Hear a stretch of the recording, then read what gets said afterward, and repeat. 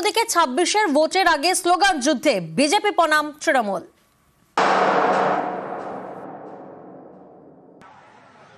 ছাব্বিশের গর্জন মমতার বিসর্জন।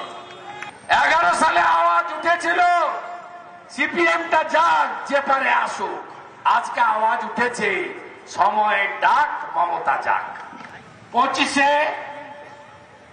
কি একটা আবার বের করেছে না ঢপের চপ, আমার পাড়া আমার সমাধান নাকি?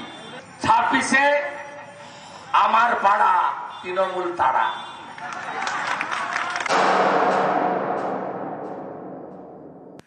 অনেক তো বলেছিলেন আগলা বার 200 পার, আগলা বার 30 পার লোকসভার ইলেকশনে।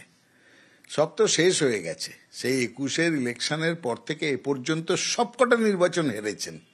দোকান কাটা হলে সে রাস্তার মাঝখান দিয়ে যায়, তার কোনো লজ্জা থাকে না।